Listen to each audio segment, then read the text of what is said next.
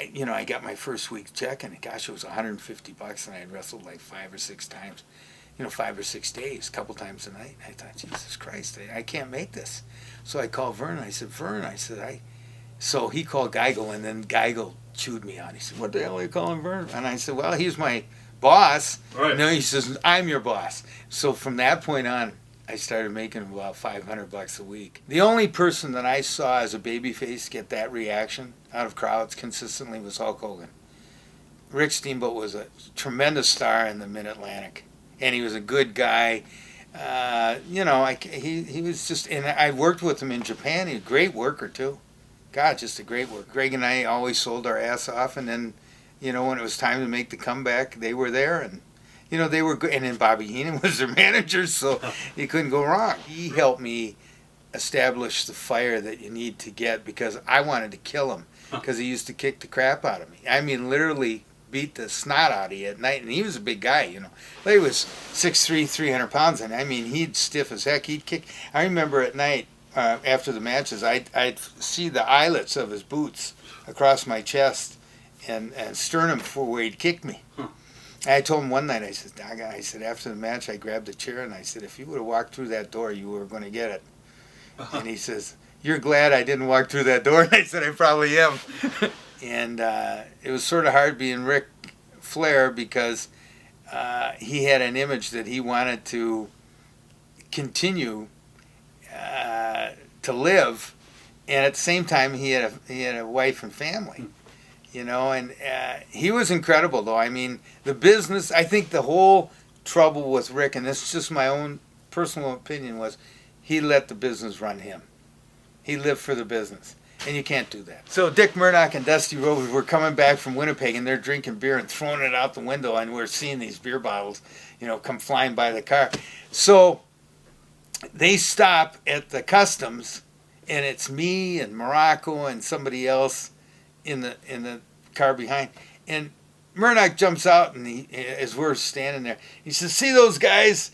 He says, "They're all on drugs. You better check them out." And he said that to the customs guy, and I thought, Dick, what in the heck are you doing? Right. And I said to George, I said, what in the hell type of finish is that? I said, you killed me. I said, you might as well buried me right in the middle of the ring, because if a babyface can't beat the heel with his own gimmick.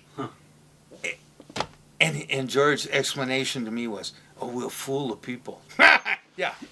Jim Barnett said to me, Jimsy, he said, what do you really want in your career? And I said, well, I'd like to be the world champion, because the world champion makes the most money. Right. And he said, well, do you want to stay here with me? And I said, no, I think I'm going to go up to the AWA. And he said, Jim, that'll be the biggest mistake of your life. And I said, well, Jim, that's my home, and that's where I'm going to go. And it's that first year I came back was the biggest year I ever had in the business. $85,000 I made. Which Greg Gagne was a hell of a worker, man. He was a incredible worker. He had great timing. The only thing, he didn't have the size. And both of us together worked good with the different teams, because the teams would fly for us. Right. So, I mean, we became, sort of like the David and Goliath. Jesse Ventura was probably the most uncoordinated guy in the ring you ever want to meet. He was great on the stick. He could do great interviews. But geez, he was so unathletic in the ring. Honest to God, and he was scared to death you were going to hurt him. I had got kicked in the testicles, and I had a little blood clot in there. So I had to have it out. Brody comes to the AWA. So Vern says, we're going to have you work with him on TV and have him jump off the top rope and land on your stomach, and then you'll have the surgery and you'll be out. So that's what we did. So they put a little heat on him. And then in the interim, Brody was working for Vern in Denver, and something happened with the fan, and Brody slapped the fan or something. And then Vern didn't back him. So the big buildup, I'm coming back against Brody, who I liked, but Frank was so, you never know if you're going to get a Dr. Jekyll in the ring, because, so I go, go in the ring, and I'm ready to pumped up and everything, and he wouldn't tie up with me. And I said, Jesus Christ, Frank. And then all of a sudden he left the ring.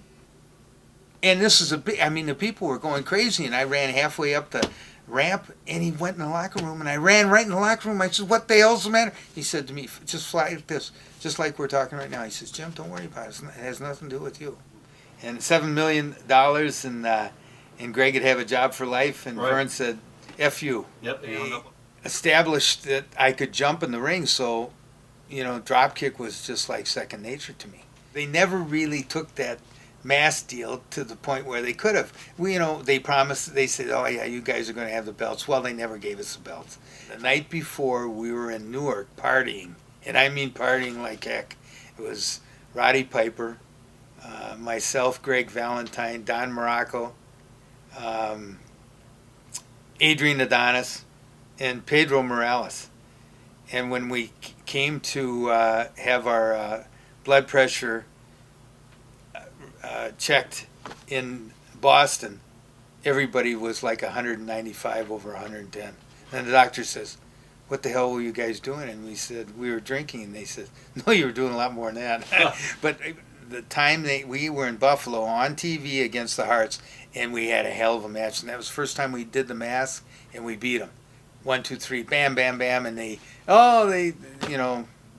wrong guy was in there, blah, blah, blah. If they would have continued with that, they could have drawn money with that.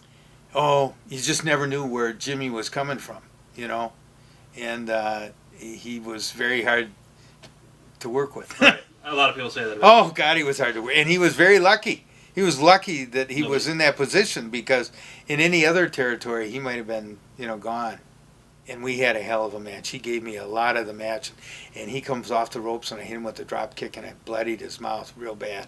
And I thought, oh, Christ, he's going to come up swinging, Right. But we had a hell of a match. And afterwards, when he and I walked through the, curtain, Vince was there, and he says, that's one of the best TV matches I've ever had. Thank you. And it made me feel good. Right. And, Randy was from the old school, and he was very protective of himself. And he sort of, I felt that he never got close to anybody. Morocco and Bobby Orton Jr. were tagged up, and they were pissed off because they didn't get the belts. So they had to work with us, and they hated working with us. And he takes his pants down in the middle of the street. He's got no underwear on, and he just put them back up, and there's people walking all over. And I look at him, and I say, holy Christ. Nothing, nobody even batted an eye. Right. That's Bobby Heenan. And he used to have, he used to dress. He had the flare gimmick, dressed real nice. Well, Dynamite had cut his pants off. He'd cut the cuffs off up to about the calf. Right. And they were like $80, $100 pair of slacks. So Terry put them on, and he looked like he had capris on, Right. And then, Kurt puts Halcyon in Heltwig's drink.